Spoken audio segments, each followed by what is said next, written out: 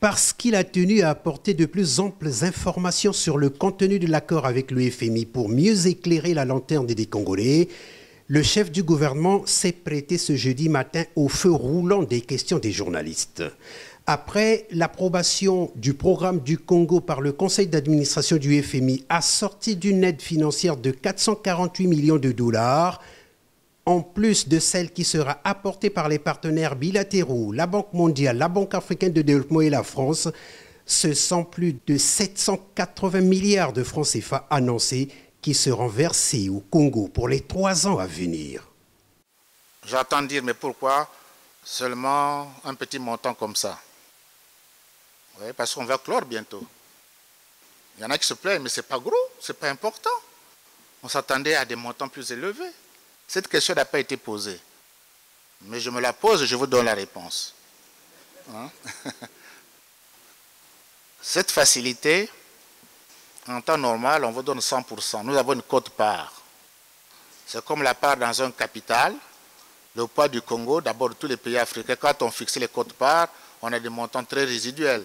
Et ça nous amène à cette part.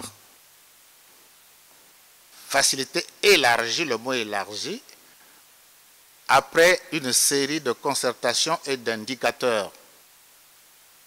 Ce qu'on a fait dans le passé, comme nous sommes comportés avec le fonds, notre capacité à rembourser le crédit du fonds monétaire qui est à taux zéro, tout ça mixé, ils ont décidé, comme tout banquier, je vous donne telle somme.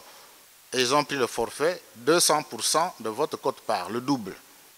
Voilà le montant. Est-ce que c'est beaucoup? Je dis non, ce n'est pas beaucoup. Mais c'est conforme peut-être à la réalité de notre pays. Cette aide soutiendra de façon décisive les efforts conduits par le Congo pour établir les équilibres macroéconomiques, assainir les finances publiques et reconstituer le niveau de réserve de change. L'approbation de ce programme par le FMI marque l'aboutissement d'un lent processus de négociation. Pour le Premier ministre, sa réussite repose sur la poursuite des efforts déjà consentis par tous les Congolais et sa mise en œuvre permettra de retrouver une économie forte et des finances publiques solides au bénéfice de l'ensemble de la population congolaise. Je crois que le Congo a bénéficié d'un programme qui me paraît être un très bon programme.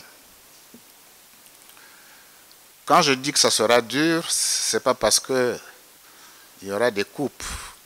Ce programme ne prévoit pas qu'il n'y a pas d'avancement des salaires, par exemple, des fonctionnaires. Ils continueront à avancer avec effet financier.